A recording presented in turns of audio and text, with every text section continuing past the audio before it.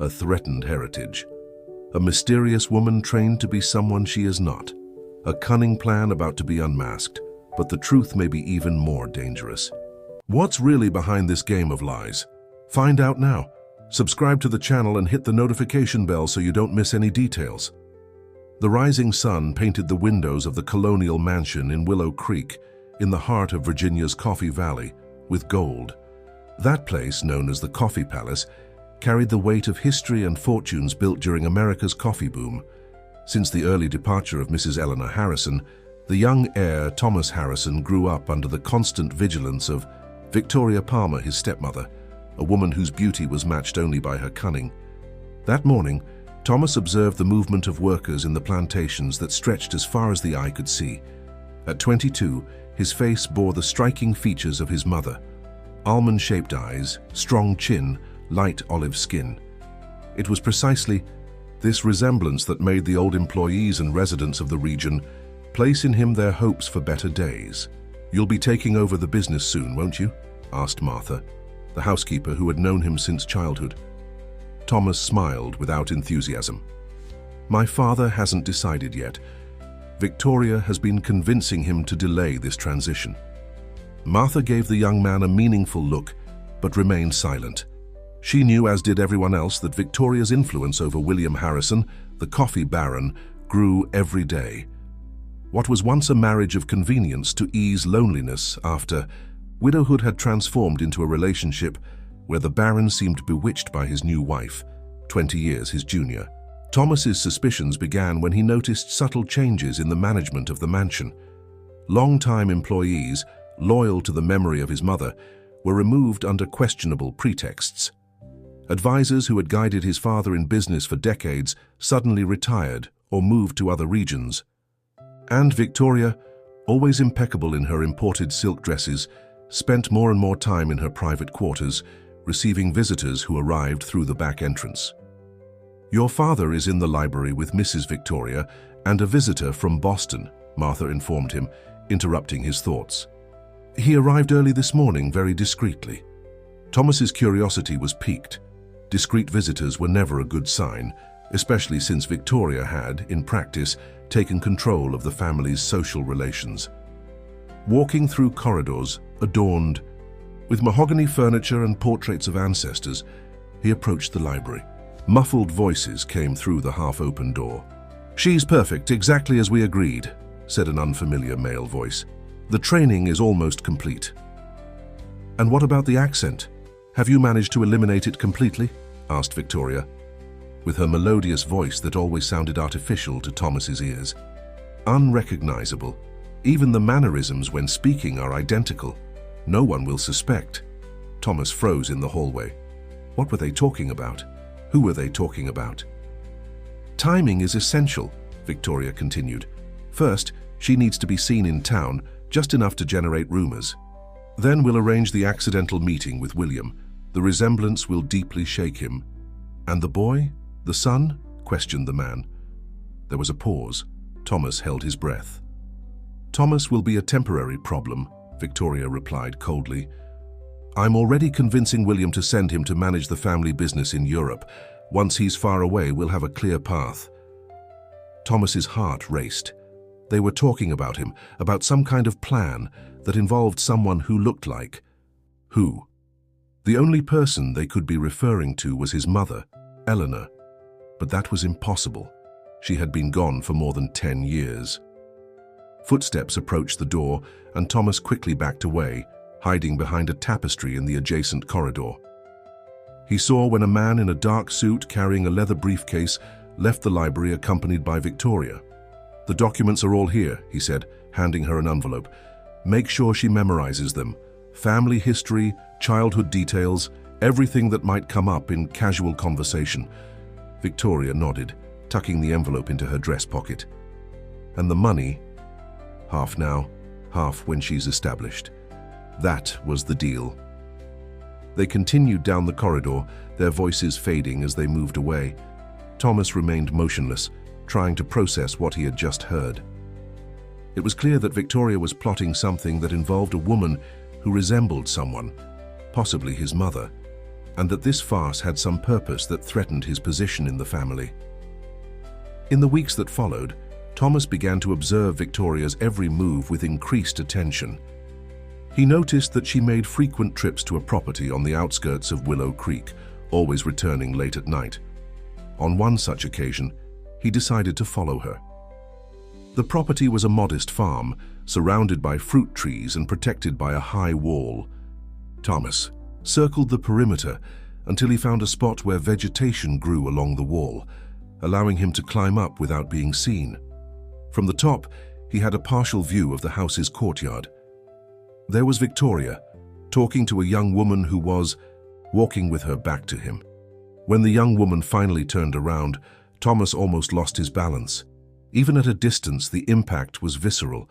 It was like seeing a ghost materialized, the same wavy brown hair, the same elegant posture, and the characteristic way of gesturing with her hands that his mother had always had.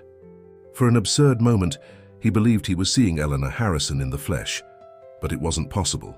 This woman was younger, perhaps Thomas's age or a little older, and there was something calculated about her movements, as if each gesture had been rehearsed. He watched as Victoria corrected the young woman's posture, demonstrating how to hold a teacup in a certain way, how to tilt her head when smiling. It was a performance being perfected, a meticulously constructed act. And the purpose of this farce could only be one: to manipulate his father, the old baron who missed his lost wife, for some goal that would certainly favor Victoria. As Thomas returned to the mansion, avoiding being spotted by the caretakers who patrolled the property, his mind was buzzing with possibilities. Who was that young woman? Where had Victoria found her? And more importantly, what was the complete plan behind that macabre staging? One thing was certain: he needed to find out more before it was too late. Before his father was deceived by a ghost made of flesh and blood, molded by Victoria Palmer's ambitious hands. The next morning, Thomas sought out Martha. The housekeeper was the only person in the mansion whom he trusted completely. "I need you to find out everything about a farm on the outskirts of town," he asked, describing the location, "especially about any young woman who might be living there. It's urgent, Martha, more than you can imagine." The housekeeper's eyes gleamed with understanding. "Leave it to me, young man. I have my sources. If there's something to discover, I'll discover it." And so, as the sun set on the horizon, tinting the coffee plantations that had built the Harrison Empire red, Thomas knew he was about to unravel a conspiracy that could forever change the fate of his family and the legacy his mother had so valued. 3 days after his discovery, Thomas found Martha in the mansion's gardens. The housekeeper was pruning the rose bushes, but her concerned expression revealed that she brought important news. "You were right," she whispered, making sure no one was watching them. "The farm belongs to a mysterious man named Eugene Montgomery, who rarely appears there. But the most curious thing is the young woman who arrived a few months ago. No one knows her real name, but the employees call her Isabella." "Isabella," repeated Thomas, trying to associate the name with that figure who so resembled his mother. "According to my niece, who works in the neighboring house, this young woman lived in humble conditions in a community in New York City until she was brought here.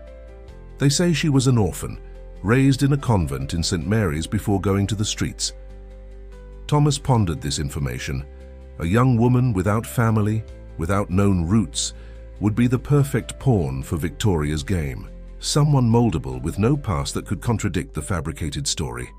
"There's more," continued Martha, lowering her voice even more. "I found this in your stepmother's room." She discreetly slipped a small folded paper into Thomas's hand.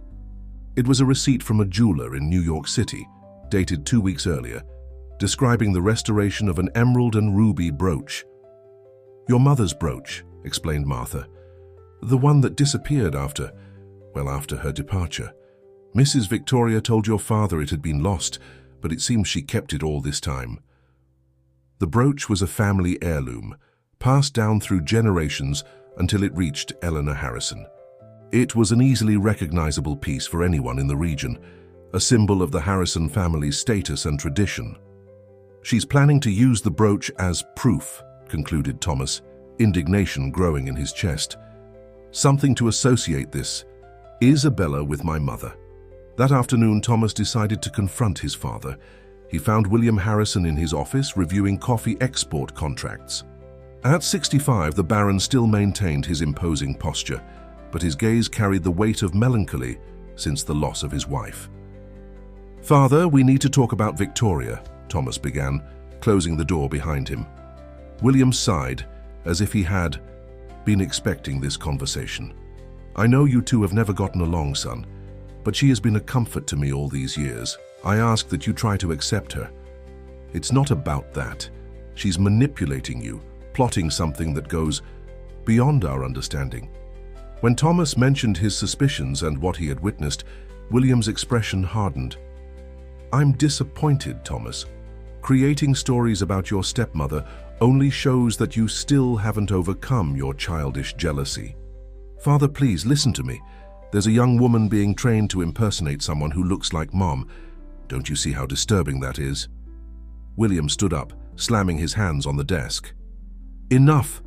I will not tolerate these unfounded accusations. Victoria suggested that you needed a change of scenery to get to know the family's international business, and now I see that she's right. So that's it? You're going to push me away so the path is clear for her plans?" "You're going to London next month," decreed William, ignoring his son's protest. "It's decided." Thomas left the office with the certainty that time was running out. If he wanted to stop Victoria's plan, he needed to act quickly before his forced exile began. The opportunity arose 3 days later, when Victoria traveled to New York City to resolve personal matters. Thomas made a bold decision. He would visit the farm where Isabella was staying. Wearing simple clothes like those of a farm worker, he approached the property at dusk. Observing from afar, he saw when the few employees retired to their houses. At the back of the property, the main house was illuminated by only a few lamps. It was his chance. Circling the wall, he found a side service door. To his surprise, it was only ajar. Cautiously, he entered the property and headed toward the house, keeping to the shadows.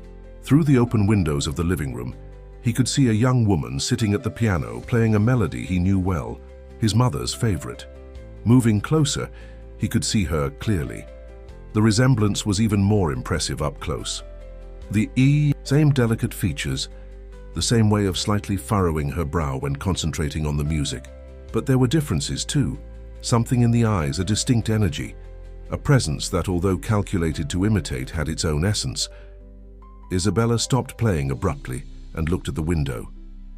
"Is someone there?" Thomas froze, considering running away. But something stopped him. Perhaps it was curiosity, perhaps the need to confront the fabricated ghost of his mother. "Who are you and what do you want?" she asked, standing up and picking up an object from the table. It appeared to be a small silver candlestick. "I came to talk," replied Thomas, emerging from the shadows and entering through the veranda door. "About Victoria Palmer and the role she prepared for you." The young woman's eyes widened in recognition. "You're Thomas Harrison, and you're being trained to impersonate my mother, or perhaps a relative of hers we supposedly never knew. Am I right?" Isabella didn't answer. Immediately, she put the candlestick back on the table and assessed Thomas with a calculating look that didn't match her delicate face. "It's not that simple," she finally said. "Sit down. I think we both have a lot to talk about." Thomas hesitated, but ended up accepting the invitation. What he didn't expect was that the conversation would reveal layers of the conspiracy he had never imagined, and that Isabella wasn't just a pawn in Victoria's game, but was developing her own agenda. "I was raised believing I was an orphan," she began, serving 2 cups of tea with the same elegance that Thomas remembered from his mother. "But 2 years ago, Eugene Montgomery found me at the convent and said he knew about my origins. He told me a story about a powerful family, a child separated from her parents by tragic circumstances, and the possibility of reclaiming my rightful place. And you believed that convenient story?" "At first, no, but then he showed documents, old photographs, things that made me question everything I knew about myself." As Isabella spoke, Thomas noticed something disturbing. She really believed what she was saying. Either she was an exceptional actress, or she had been so deeply manipulated that the lie had become her truth. "Victoria promised me that I can reclaim the life that should have been mine," she continued. "She said your father would be happy to receive me when he knew the truth." "And what would that truth be, Isabella?" The young woman put her cup on the table and looked directly into Thomas's eyes. "That I am Margaret Harrison, the daughter Eleanor gave birth to before you were born. The daughter who was removed from the family for reasons I still don't fully understand." Thomas felt as if the air had been sucked from his lungs. It was absurd, impossible. His mother had never had another daughter. He would have known. Someone would have mentioned it. There would be records. "That's a lie," he stated with conviction. "My mother never had another daughter." "Are you sure? Have you never wondered why there are no photographs of her during a certain period? Why there is a gap of almost 2 years between your parents' marriage and the official record of the beginning of the pregnancy that resulted in you?" Isabella's questions planted seeds of doubt in Thomas. Indeed, there were nebulous periods in his family's history, subjects his father always avoided discussing. "If what you say is true, why keep it a secret? Why would Victoria, of all people, be interested in restoring your position in the family?" Isabella's smile was enigmatic. "That, Thomas Harrison, is what I intend to find out, because I'm certain that kindness is not her motivation." At that moment, the noise of an approaching car broke the tension of the conversation. Isabella stood up quickly. "It's Eugene. You need to go. If he finds you here, all will be lost." "We haven't finished this conversation," insisted Thomas, also standing. "No, we haven't," she agreed, quickly guiding him to the back door. "Meet me the day after tomorrow at dawn at the abandoned mill near the creek. I have something to show you." As he moved away through the darkness, Thomas felt he had just entered a labyrinth where each revelation took him deeper into unknown territory. Was Isabella really his lost sister, or was she just another layer of the elaborate lie orchestrated by Victoria? One thing was certain: the game had become much more complex, and Thomas needed to discover the truth before it was too late for everyone involved. The mist covered the coffee fields when Thomas arrived at the old mill. The stone structure, abandoned for decades, held memories of the golden days of the coffee cycle, when the Willow Creek region dominated the state's economy. Now it served as a silent witness to a meeting that could change everything Thomas knew about his family. Isabella was already waiting for him, dressed simply, different from the studied elegance she had demonstrated at the farm. Somehow she seemed more authentic this way. "I thought you wouldn't come," she said, her breath forming small clouds in the cold morning air. "The accusations you made are too serious to be ignored," replied Thomas, still cautious. "You said you had something to show me." Isabella nodded, pulling from her bag a small book bound in worn red leather. "I found this hidden among the things Eugene kept in his office. It's your mother's diary, our mother's diary." Thomas felt a tightness in his chest. He recognized the object immediately. His mother always wrote in it at the end of the day, a habit she maintained until her final moments. The diary had disappeared after her departure, and his father said it had probably been lost in the moving of her belongings. With trembling hands, Thomas took the diary. Eleanor Harrison's delicate handwriting filled the pages yellowed by time. "Read from this date," suggested Isabella, pointing to a specific entry. "May 15th, 1982. The doctor confirmed today what I already suspected. I'm pregnant. William will be radiant when he finds out, but we've agreed to keep it a secret until I'm in the second trimester. After 2 years of marriage and so many unsuccessful attempts, this baby is our greatest blessing." Thomas looked up, confused. "This date, it's more than 3 years before my birth." "Keep reading," insisted Isabella.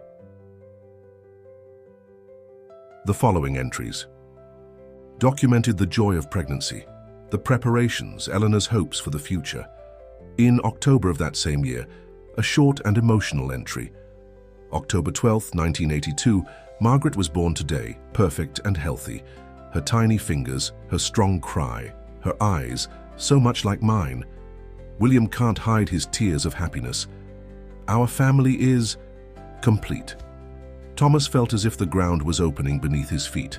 The next entries talked about the baby's development, her smile, her first sounds. Then in February of the following year, Eleanor's writing changed drastically, becoming irregular, stained by what appeared to be dried tears. February 17th, 1983. How will I continue living after this tragedy? My little Margaret, torn from my arms by greed and envy. William insists it's the only way to protect her, to protect all of us. The threat is real, he says. But how can it be right to hand our daughter over to strangers, to pretend she never existed? The emptiness in my arms is unbearable. May God forgive me for consenting to this plan. The following pages detailed Eleanor's silent mourning, the deep depression, the sleepless nights. Then, almost 2 years later, January 5th, 1985. I'm pregnant again. I should be happy, but my heart still bleeds for Margaret. This new baby will never replace our firstborn, but perhaps it will bring some light to our somber house. William is determined not to repeat the mistakes of the past. This time, he says, no one will threaten our family. Thomas closed the diary, stunned. If that was true, and his mother's unmistakable handwriting suggested it was, then he really had an older sister. A sister who had been separated from the family by some kind of mysterious threat. Who threatened our family? He asked, more to himself than to Isabella. And why did my father never mention you, not even once? That's just one of the many questions I have, replied Isabella, sitting on an old wooden bench. Eugene was vague about the details. He only said that I was given to a convent in St. Mary's for security reasons, and that now it was safe for me to return. And you believe that? That you're really Margaret Harrison? Isabella hesitated, a flash of vulnerability crossing her face. I have fragments of memories. A garden with rose bushes, a woman singing a lullaby, the smell of roasted coffee. They could be real, or they could be suggestions planted by Eugene and Victoria. Honestly, I don't know what to believe anymore. For the first time, Thomas saw beyond the carefully constructed facade. Under the appearance of his supposed sister, there was a confused and manipulated young woman, desperately seeking an identity, a place to belong. If you are Margaret, why did you agree to participate in Victoria's plan? What is her objective in bringing you back now? At first, I believed she wanted to repair an injustice, to reunite a family separated by tragic circumstances. But now, Isabella shook her head. She's obsessed with the Harrison fortune, the coffee empire, the properties, the stocks. For weeks, she's been making me memorize details about investments, bank accounts, the structure of the family business. She wants to use you to control the assets, concluded Thomas, the pieces fitting together. My father is getting older. His health isn't what it used to be. If he believed that his lost daughter had returned, especially a daughter who is the spitting image of my mother, he would alter his will, completed Isabella. He would divide everything between his two children instead of leaving it all to you, and with you out of the country. Victoria would have total control over you and by extension over half of the Harrison fortune. A heavy silence fell between them as they processed the magnitude of the conspiracy. It wasn't just a matter of emotional manipulation, it was a meticulously elaborated plan to usurp control of the fortune of one of the most traditional families in Coffee Valley. We need concrete evidence, Thomas finally said. The diary suggests you might be my sister, but it doesn't explain why you were separated from the family. Who threatened my parents? Why was the secret kept for so many years? There's someone who might know, suggested Isabella. Mrs. Rebecca, the old midwife who helped with the birth of all the children in the region. According to Eugene, it was she who delivered me to the convent following your father's orders. Rebecca Stone? She still lives in the old settlement a few miles from here. She's respected as a healer and counselor among the older families. We need to talk to her, decided Isabella, a new gleam of determination in her eyes. If anyone knows the complete truth, it's her. As they planned how to approach the old midwife without raising suspicions, a question bothered Thomas. If you discovered that Victoria is using you, why do you continue with the plan? Why don't you run away? Isabella's gaze hardened, revealing a facet that Thomas hadn't noticed before. Because if I am really Margaret Harrison, I have as much right to the family legacy as you do. I don't just want to discover the truth about my past. I want to claim what is rightfully mine." The declaration caught Thomas by surprise. He realized he had underestimated Isabella. She wasn't just a victim manipulated by Victoria. She had her own ambitions, a willpower that had developed independently of his stepmother's plans. "And if you're not Margaret?" he asked, studying her carefully. An enigmatic smile formed on Isabella's lips. "Then I'm an orphan trained to look like your mother, a pawn in Victoria's game. But even a disposable piece can decide to play its own game, don't you think?" The sun was beginning to rise above the hills, dissipating the morning mist. Thomas knew he needed to return to the mansion before his absence was noticed. They arranged to meet the next day to visit Mrs. Rebecca together. "One last question," said Thomas before leaving. "My mother's brooch. Do you know where it is?" Isabella hesitated for a moment. "Victoria keeps it as a trump card. She plans to give it to me at the right time when I'm introduced to your father. She said it will be the final proof of my identity." "Be careful," warned Thomas. "Victoria is dangerous, and Eugene too. If they discover you're meeting with me—" "I know how to take care of myself," she replied with a confidence that seemed to come from years of surviving on her own. "I learned a lot in the streets of New York, more than they imagine." As he returned to the mansion via the trail between the coffee plantations, Thomas felt the weight of his mother's diary in his coat pocket. The revelations contained in those pages had turned his world upside down. A sister he never knew existed, a mysterious threat to his family, and at the center of it, all Victoria, weaving her web of lies and manipulations. At the mansion, Thomas found his father on the veranda, observing the workers harvesting coffee. William Harrison looked older and more tired in the morning light, carrying the weight of secrets kept for decades. "Where were you so early, son?" he asked without taking his eyes off the plantations. "Walking, father. It helps clear my mind." William nodded, distracted. "Your stepmother and I talked again about your trip to London. She suggested we move it up to next week." Thomas felt a chill. Time was running out faster than he had imagined. "Why the rush, father? Business in London can wait a few more weeks." "It's better this way. You need a change of scenery, new perspectives."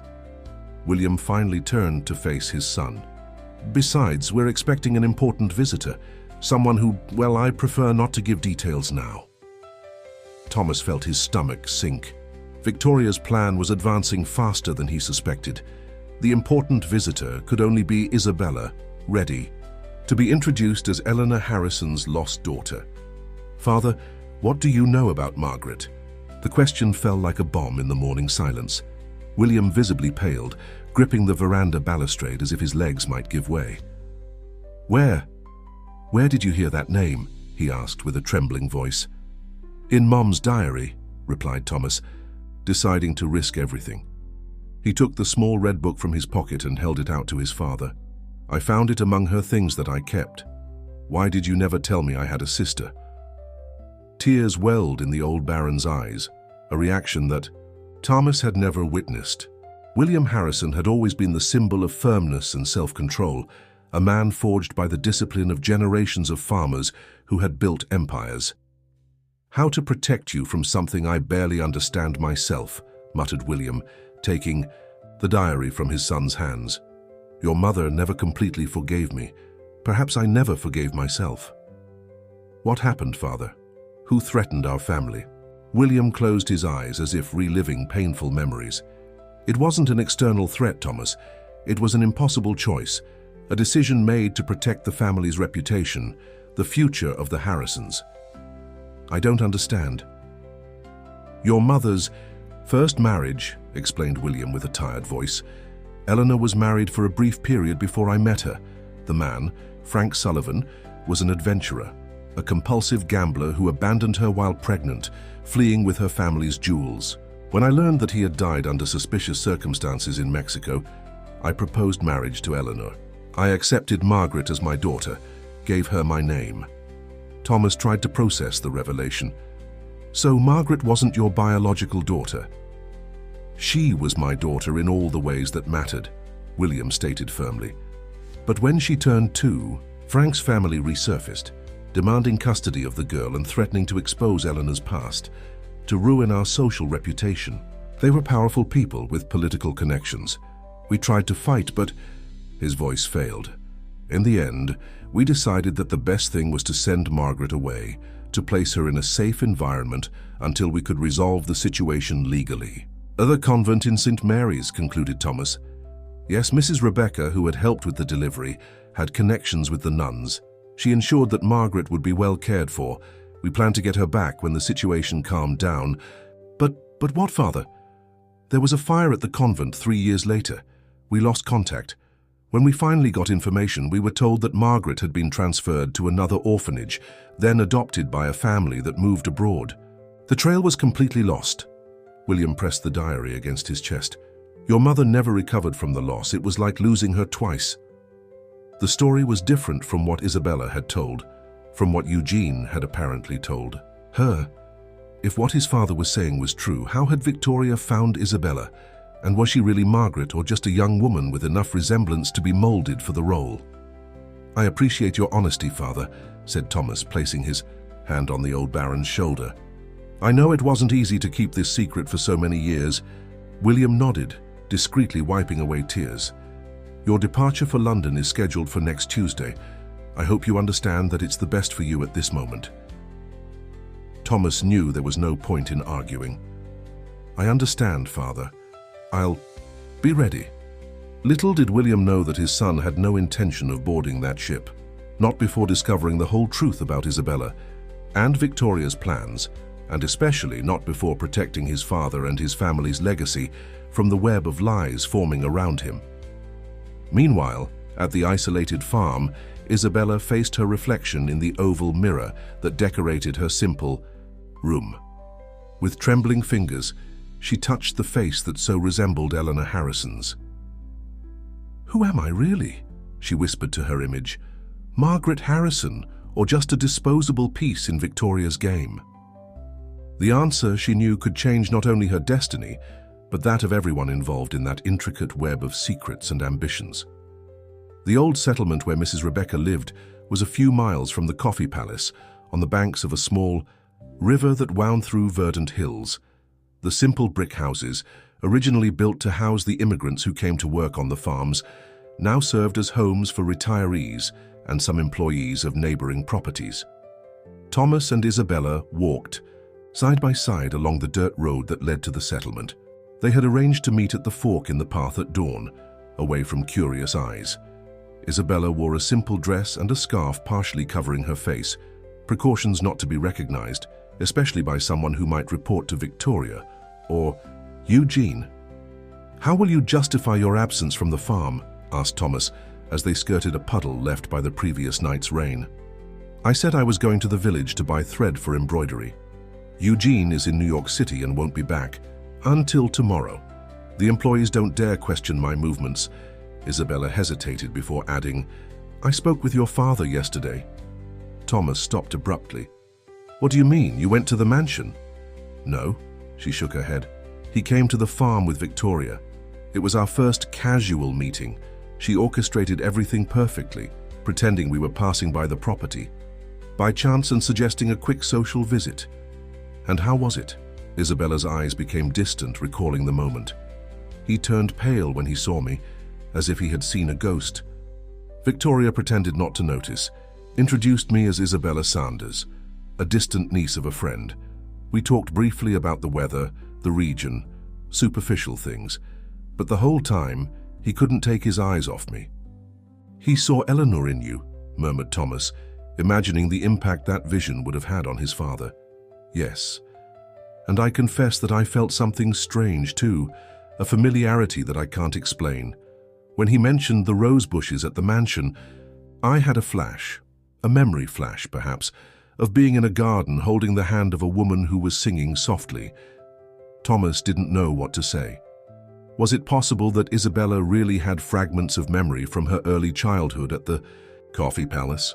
Or were they just suggestions implanted by Victoria and Eugene, part of the complex conditioning to make her believe she was Margaret? They finally arrived at Mrs. Rebecca's house, the last in the settlement, partially hidden by a lush mango tree. The aroma of herbs drying in the sun filled the air. The E. Some women from the region were already waiting, seated on wooden benches on the porch. Patients awaiting consultation with the respected healer. "We'll have to wait our turn," said Thomas, guiding Isabella to an empty bench. It would be suspicious to try to cut in line. After almost 2 hours of waiting, they were finally called into the simple but immaculately clean house. Mrs. Rebecca, a black woman with white hair and proud posture, despite her almost 90 years, received them in the small room that served as her office. The walls were covered with shelves of pots of herbs, tinctures, and various amulets.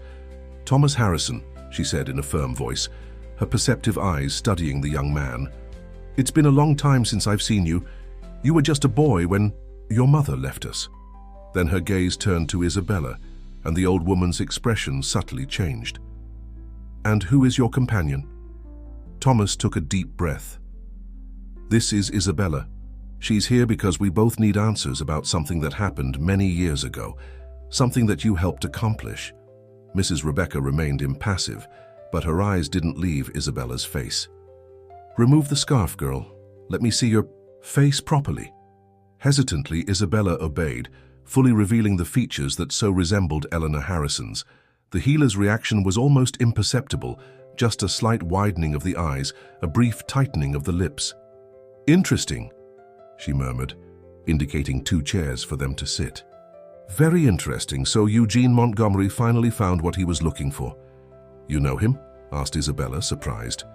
"I know many people, girl, especially those who are interested in matters of the past that should remain buried." Mrs. Rebecca sat in a rocking chair, the only apparent luxury in her simple house. "I imagine you've come to ask me about Margaret Harrison." "So it's true?" pressed Thomas. "I really had an older sister who was separated from the family?" "Truths are rarely simple, my young man." The old woman picked up a small pestle and began to grind some herbs, an automatic gesture as she spoke. "Yes, Eleanor Harrison gave birth to a girl before you were born. Yes, that child was removed from the family for reasons that at the time seemed justifiable. And yes, it was I who took her to the convent in St. Mary's at your parents' request. My father told me about my mother's first marriage, about the man's family threatening to expose her past." Mrs. Rebecca laughed dryly. "It's the version that William has been telling himself for years to justify his actions. The truth is more complicated." "So, what is the truth?" asked Isabella, leaning forward. The healer studied her for a long moment.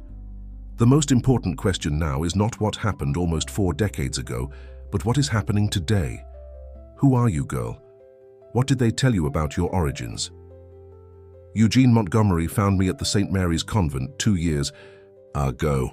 He said that I am Margaret Harrison, the lost daughter of Eleanor and William, separated from the family by a threat that no longer exists." "At the convent? Impossible." The firmness in Mrs. Rebecca's voice surprised them both. "The St. Mary's convent caught fire in 1986. Some children didn't survive, including little Margaret. The revelation fell like lightning. Thomas and Isabella exchanged astonished looks. "But Auntie, that can't be true," protested Isabella. "I grew up there. The nuns raised me until I turned 18 and I had to leave." "At which convent exactly?" "Our Lady of Providence in St. Mary's." Mrs. Rebecca shook her head. "The convent where I took Margaret was called St. Clare of Mercy. It was completely destroyed by the fire.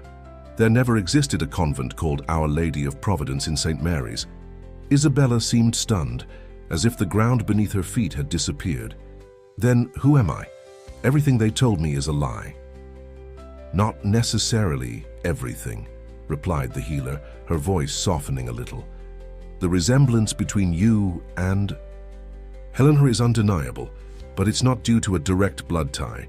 "How can you be so sure?" asked Thomas, still trying to process the revelation that his sister had not survived. In response, Mrs. Rebecca stood up with some difficulty and walked to an old chest in the corner of the room. Opening it, she removed a yellowed envelope. "Because I was present when Margaret left us. I helped prepare her small body for the funeral. And because Eleanor gave me this to keep, in case someone ever came asking questions, she handed the envelope to Thomas. It's the result of a paternity test conducted secretly, months before Margaret was removed from the family. Thomas opened the envelope with trembling hands. The document, although old, was clear in its conclusions. William Harrison was not Margaret's biological father. "Does that change anything?" asked Isabella, her voice almost a whisper. "William still accepted her as his daughter, according to you." "It changes everything," replied Mrs. Rebecca, "because Margaret's real father was Howard Palmer."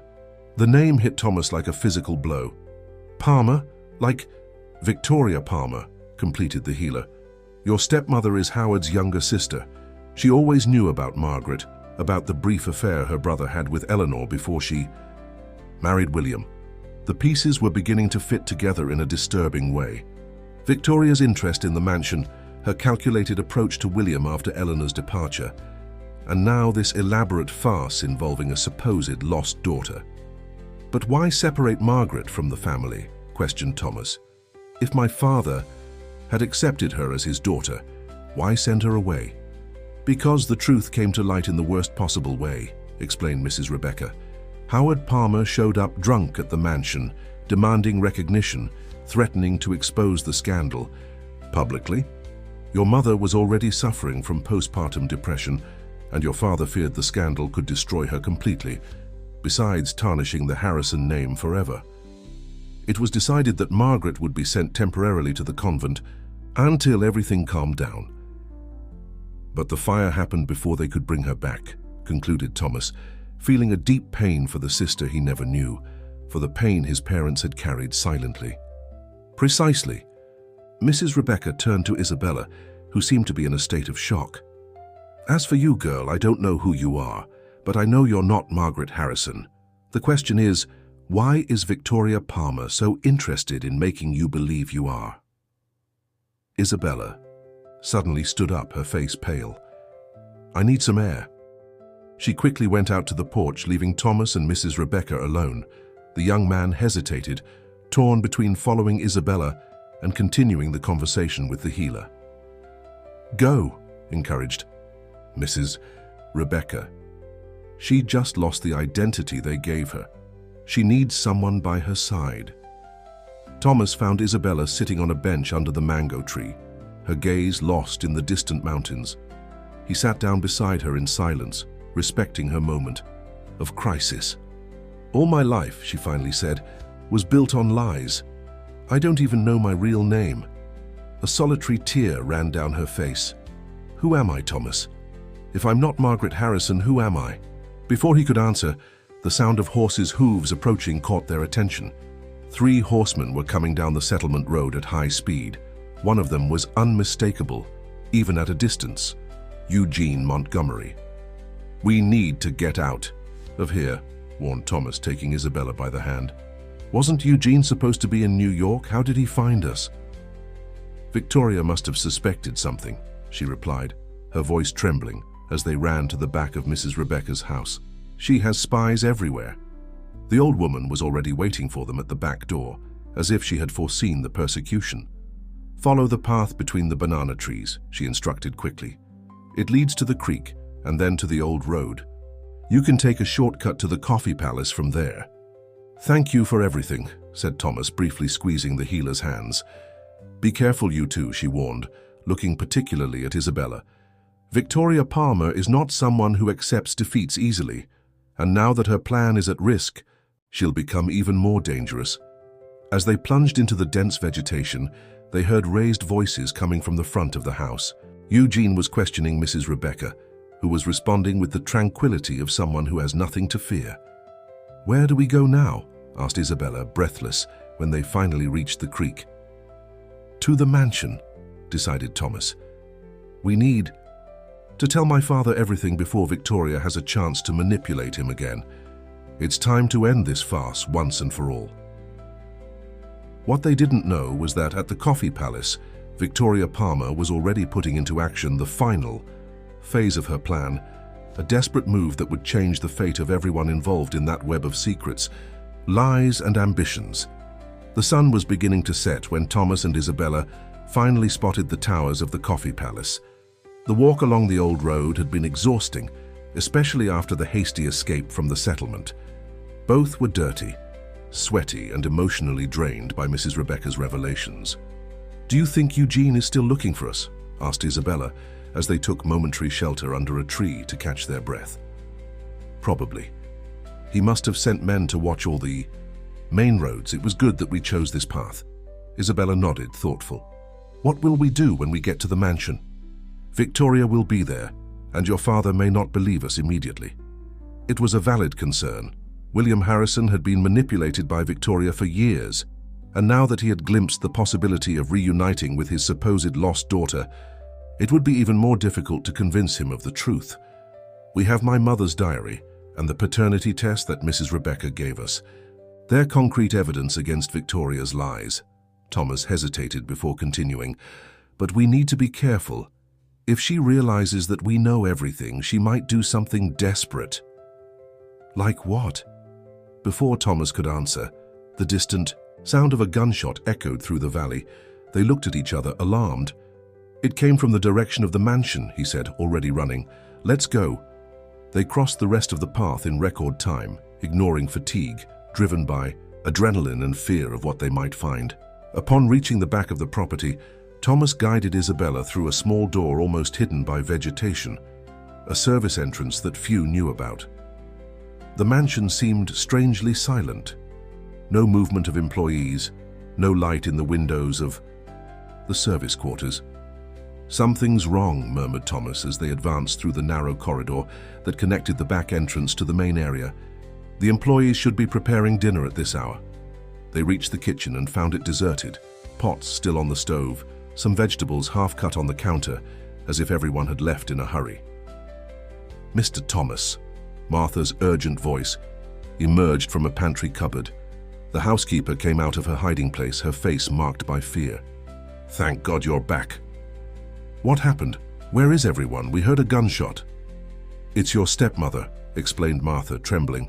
"She went crazy when she discovered that you had disappeared and that the young woman from the farm was also gone. She sent all the employees away, saying there would be a surprise health inspection. I only stayed because I hid to find out what was happening." "And my father? Where is he?"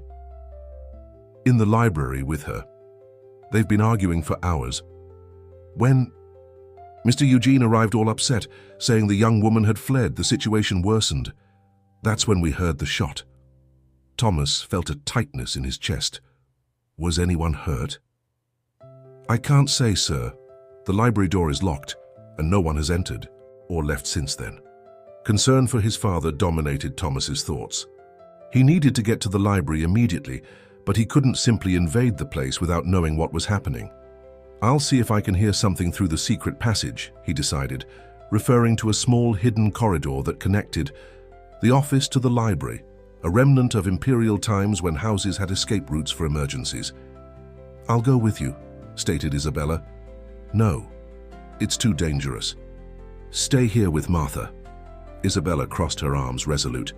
"I'm as involved in this as you are. Besides, Victoria and Eugene know me.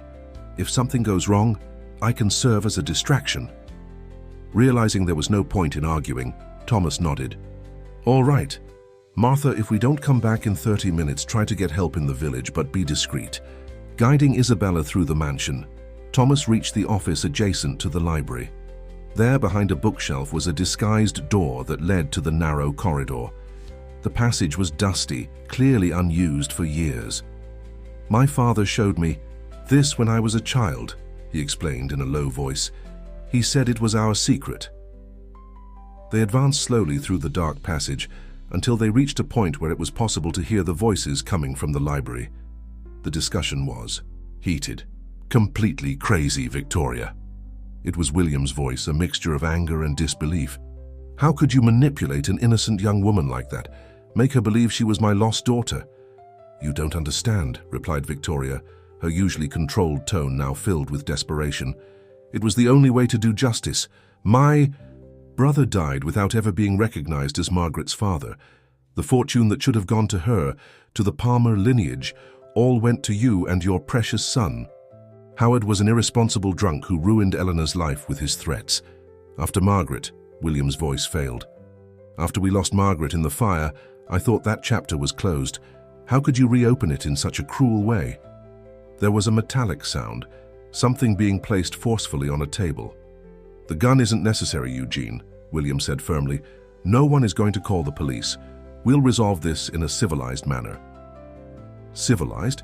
Eugene's voice was laden with disdain. The Harrisons always wanted to appear civilized, even when they were stealing others' futures. This farce has gone on long enough. My brother should have inherited part of these lands, continued Victoria. Our family also invested in coffee, but it was the Harrisons who prospered while we lost everything. When I discovered that Howard had had a daughter with Eleanor, I saw the chance to recover what was rightfully ours. Thomas and Isabella exchanged looks of understanding. The issue had never been just about money. It was about a revenge planned for decades, an obsession that had completely consumed Victoria. And the young woman? Asked William, his voice now softer. Where did you find her? It was Eugene's idea, explained Victoria. He found Isabella in an amateur theater performance in New York. The resemblance to Eleanor was impressive, not as perfect as now, but enough for us to work with. What you did to the poor girl is unforgivable, retorted William, manipulating her memories, creating a false past. As if you were some example of morality, replied Eugene with venom in his voice. If you had recognized Margaret as Howard's daughter, none of this would have happened. Enough, William's voice thundered through the library. I'll give you two options. Leave this house right now with the clothes on your backs, or face the legal consequences of your actions. I'm willing to forget this madness for the memory of my daughter, who has already suffered enough from the ambitions of the Palmers. There was a moment of tense silence. Thomas felt Isabella squeeze his arm, the palpable fear between them. If that's how you want to play, you old fool, Victoria's voice sounded dangerously controlled, then you leave me no choice. The sound of drawers being opened, papers being handled. What are you doing? William's voice was alert. Securing my future, she replied. This document, signed by you 3 weeks ago, transfers 40% of Harrison Export's shares to my name. A precaution I took when I began to suspect that Thomas was discovering our plans. That's forgery, protested William. I never signed such a document. Your signature says otherwise, and I have witnesses who will confirm its authenticity. Thomas had heard enough. He signaled to Isabella that it was time to intervene. They quickly returned through the corridor, back to the office. On the way, he explained his plan. We need to recover that document before Victoria leaves the library, and more importantly, we need to ensure that my father is safe. How will we do that with Eugene armed? Asked Isabella, concerned. I have an idea, but I'll need your help. When they reached close to the library door, Thomas instructed Isabella on what to do. She nodded, nervous but determined. Thomas knocked forcefully on the door. Father, it's me, Thomas. We need to talk. The silence that followed was broken by Victoria's voice. Your son has returned at a bad time, William. I suggest you send him away. Thomas. Son, it's not a good moment, replied William, his voice tense. It's about Margaret, Father. I discovered the whole truth. Mrs. Rebecca told me everything. There was a sound of movement inside the library. Don't open that door, William. Victoria's voice was alarmed. We need to talk now, Father, insisted Thomas. I have the paternity test that Mom kept. I know about Howard Palmer being Margaret's real father. This revelation caused a commotion inside the library.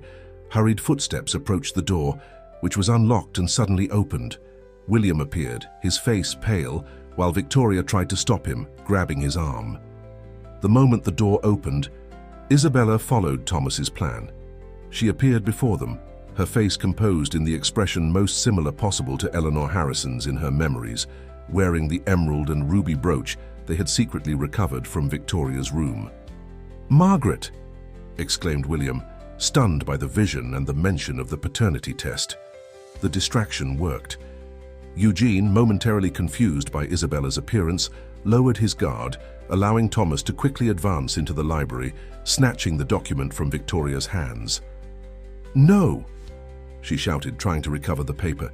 You don't understand what's at stake.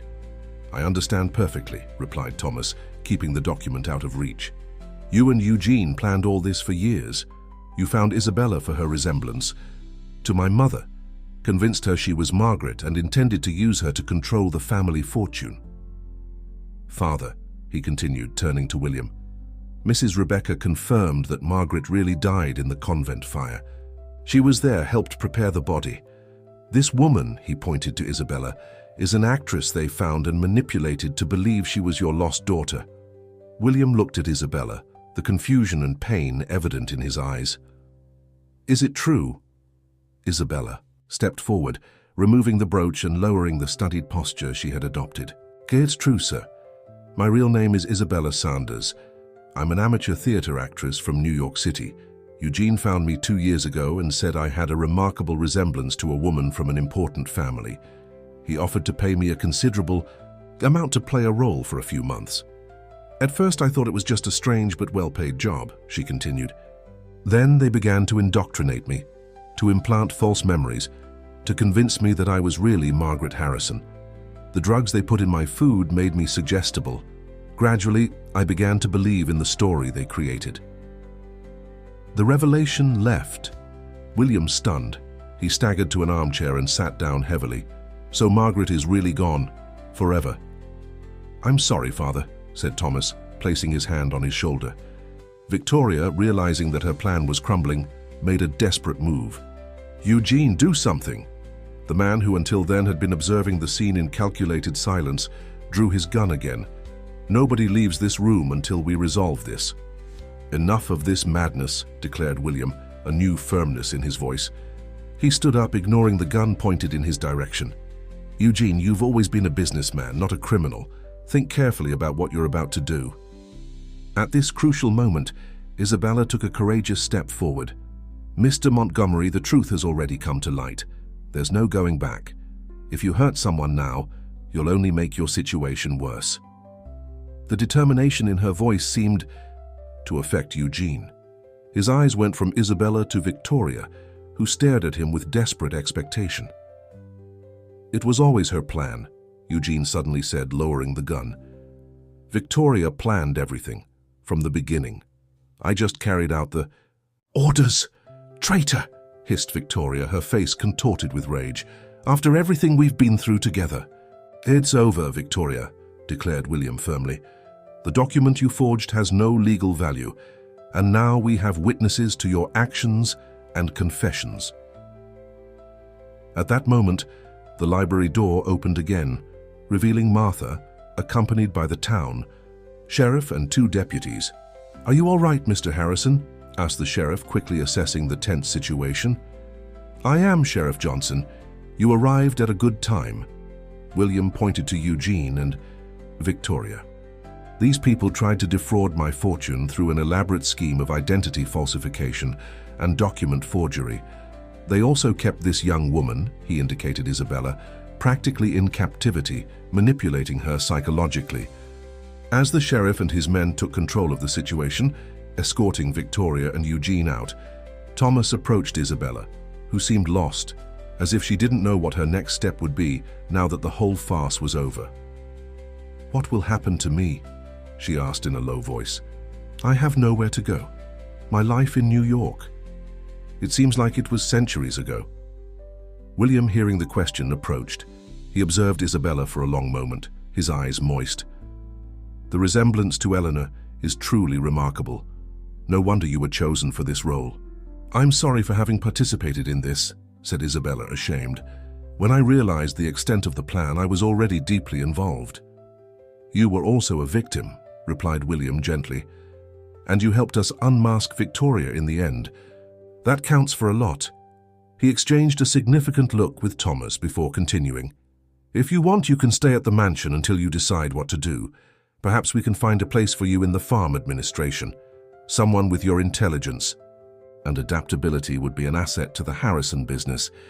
The offer caught Isabella by surprise. After everything that happened, you would accept me here? This place has always been a refuge for those seeking a fresh start, replied William.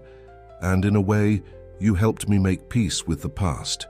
I can finally accept that Margaret is really gone, and honor her memory in an appropriate way. As night fell over Coffee Valley, the Coffee Palace slowly returned to a new normality. The conspiracy had been unmasked, the culprits would be brought to justice, and the Harrisons could finally begin to heal the wounds of the past. For Isabella, it was the first day of a life truly her own, free from manipulations and lies, and for Thomas it was an opportunity to get to know his father again, now that secrets no longer separated them. What none of them could foresee was that fate still held one last surprise, a twist that would only be revealed when the first rays of sun touched the windows of the Coffee Palace the following morning. The first light of morning filtered through the lace curtains of the library, where Thomas had spent the night reviewing old family documents. After the tumultuous events of the previous day, he hadn't been able to sleep. Instead, he decided to take the opportunity to organize the chaos that Victoria had left behind. Papers turned over, files opened, the Harrison family history exposed in disordered fragments. Sheriff Johnson had taken Victoria and Eugene to the town jail. Both would face charges of document forgery, psychological manipulation, and attempted fraud. According to the sheriff, Eugene had already begun to cooperate, eager to reduce his eventual sentence by revealing all the details of the plan. Isabella, physically and emotionally exhausted, had accepted the guest room offered by William. Martha had accompanied her, providing clean clothes and a warm bath. The housekeeper, always perceptive, seemed to have developed a protective instinct toward the young woman who, after all, had also been a victim of Victoria's machinations. Thomas rubbed his tired eyes. Among the scattered documents, he had found old photographs of his mother, correspondence with lawyers about Margaret's adoption, and even the divorce proceedings from Eleanor's first marriage. His family's history was much more complex than he had ever imagined. A particularly old envelope caught his attention. It was hidden inside an accounting book, as if someone had intended to keep it concealed. Carefully, Thomas opened it, revealing several black and white photographs and a document yellowed by time. The first photo showed Eleanor very young, probably before she met William. Beside her, a tall man with an elegant bearing held a baby in his arms. On the back, delicate handwriting identified Howard, Eleanor, and Margaret, 1982. Thomas studied. The face of Howard Palmer, the man his mother had loved before his father, Margaret's true biological father. There was something vaguely familiar in his features, something he couldn't precisely define. The attached document was Margaret's original birth certificate. Unlike the one shown previously, this one clearly listed Howard Palmer as the father. But what really captured Thomas's attention was a detail that no one had mentioned. Margaret had been born on October 12, 1982, in Riverside at St. Teresa Hospital. St. Teresa Hospital, murmured Thomas, a new possibility forming in his mind. Quickly he searched among the scattered papers until he found the report of the convent fire, a newspaper clipping from the time preserved by his father. The article mentioned that not all bodies had been identified with certainty due to the severity of the fire. Margaret's identification had been made through personal belongings found near one of the small bodies. What if? Thomas barely dared to complete the thought. The library door opened softly, revealing Isabella. She wore a simple dress borrowed from Martha, her hair still damp from the morning bath. "I couldn't sleep," she explained, entering timidly. "Your housekeeper said I'd find you here." "I couldn't sleep either," replied Thomas, indicating the chair beside him. "I've been reviewing some old family documents." Isabella approached, observing the scattered photographs and papers. "What are you looking for?"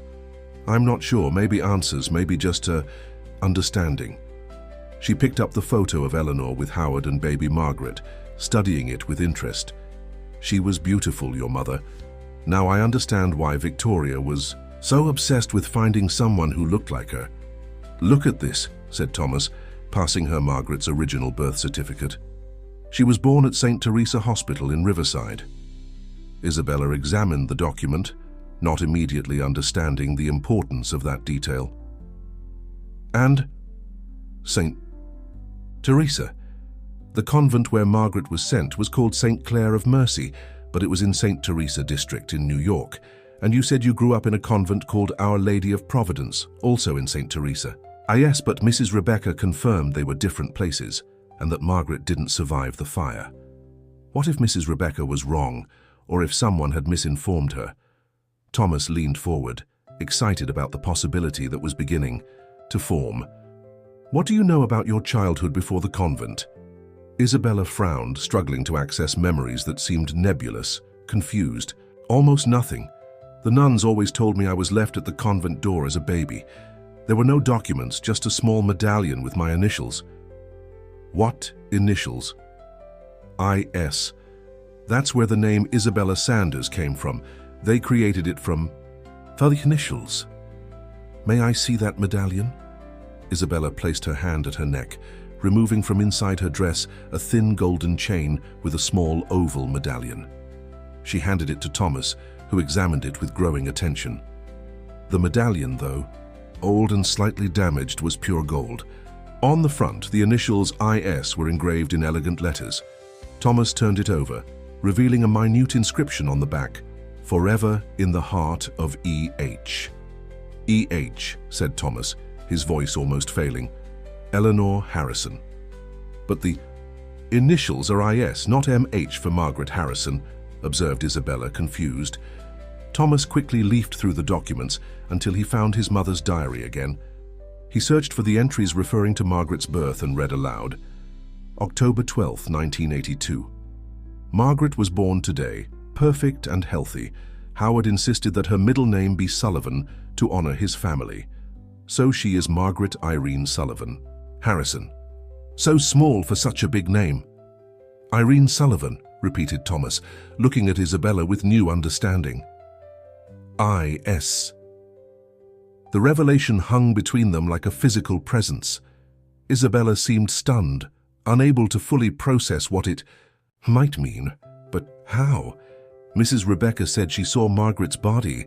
She saw the body of a child with Margaret's belongings, corrected Thomas. What if something different happened? What if someone, perhaps Howard Palmer himself, had managed to take Margaret from the convent before the fire? If he took her to another convent also in St. Teresa and asked the nuns to call her only by the initials I.S. to protect her identity? Is that possible? Isabella's voice trembled. Are you suggesting I might really be? The library door opened again, this time revealing William Harrison. The old baron seemed to have aged years during the night, but his eyes were clear and alert. Father, said Thomas, standing up, we found something you need to see. In silence, William examined the medallion and the documents that Thomas presented to him.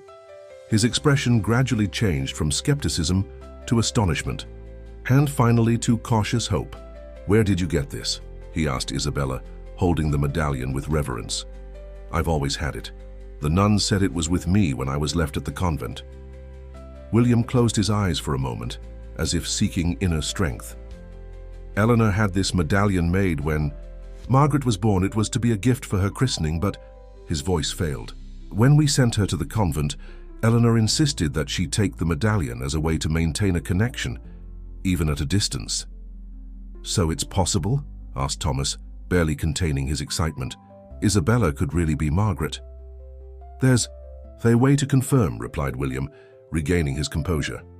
Howard Palmer had a distinctive birthmark, a small crescent-shaped mark just below the nape of his neck, hidden by his hair. Eleanor mentioned once that Margaret was born with the same mark. All eyes turned to Isabella, who instinctively raised her hand to her nape, pushing aside her damp hair. Thomas approached, carefully examining the indicated area. There it was, small, almost imperceptible, but unmistakable, a crescent-shaped mark. It's identical to Howard's, confirmed William, his voice choked with emotion. My God, you really are Margaret. Isabella, or Margaret, remained motionless, as if fearing that any movement might break the moment, undo the extraordinary revelation. Silent tears ran down her face. But how? She finally asked. How did I end up in another convent? Why didn't anyone look for me? We did look, assured William, approaching hesitantly, as if fearing she might disappear. After the fire, I hired private detectives, sought clues all over New York City. But all the evidence indicated that you were among the victims. There was even an official report identifying one of the bodies as Margaret Harrison, based on personal belongings found nearby. Someone wanted you to believe she was dead, concluded Thomas. Someone who had access to the convent and knew Margaret's routine. Realization struck William like lightning. Howard. He must have discovered where Margaret was and took her out before the fire. Perhaps he planted some of her belongings next to another child. The idea was too horrible to elaborate on. But why, questioned Isabella Margaret, why take me to another convent and not raise me himself? Howard was unstable, explained William. He alternated between periods of lucidity and violent crises, aggravated by alcoholism. Perhaps in a moment of clarity, he realized he couldn't properly care for you, but he also didn't want you to return to the Harrisons. A kind of revenge mixed with the desire to protect her, murmured Thomas. Martha entered the library bringing a tray with breakfast. Seeing the three in such a solemn posture, she stopped, uncertain. Am I interrupting something important? On the contrary, replied William, a genuine smile illuminating his aged face. You arrive at a historic moment, Martha. We've just rediscovered Margaret. The housekeeper looked confusedly at Isabella, then at the medallion that William still held and finally understood. The tray almost fell from her hands. Holy Mother of God, she whispered, making the sign of the cross. It's a miracle. The following hours passed in a whirlwind of emotions and discoveries. Sheriff Johnson was called back to the mansion, this time to be informed about the extraordinary development. He suggested a DNA test to officially confirm Isabella's identity as Margaret, but for the Harrison family, the evidence was already sufficient. The medallion, the birthmark, the dates that aligned perfectly. When the news spread throughout the property, the older employees came to pay their respects, many with tears in their eyes at seeing the lost girl finally back home. For William, it was as if a weight of decades had been removed from his shoulders. For Thomas, it was a revelation that transformed his vision of the world. The one who had been brought to destroy his family was in fact part of it, his older sister, the missing link that completed the puzzle of his family history. And for Isabella, now rediscovered as Margaret, it was the end of a life built on mysteries and the beginning of a new journey of self-discovery. The fragmented memories of her early childhood at the mansion began to emerge gradually, no longer as nebulous dreams, but as tangible pieces of her recovered past. By evening, Thomas found her in the garden of roses that Eleanor had planted so many years before. She walked slowly among the flowers, occasionally touching a petal, as if trying to connect with the mother she had barely known. "How are you feeling?" he asked, joining her.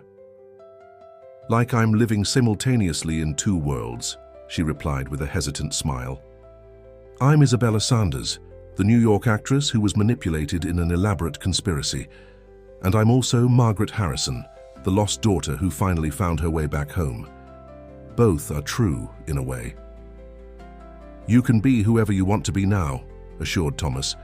"No one else will control your story. Perhaps that's the real gift in all this madness, the chance to define my own identity, finally knowing the whole truth about my past." They walked in silence for a moment, sharing the tranquility of the evening in Coffee Valley. "You know what's most ironic?" she reflected. "Victoria and Eugene were so determined to create an elaborate farce when the truth would have served their purposes much better, if they had simply discovered who I really was." "They weren't interested in the truth," replied Thomas. "Only in control. Truth has its own power, its own trajectory. It can't be manipulated to serve personal agendas." On the mansion's veranda, William observed his two children walking among the rose bushes, exactly as Eleanor had dreamed so many years ago. The circle was finally complete. The deepest wound of his life was beginning to heal.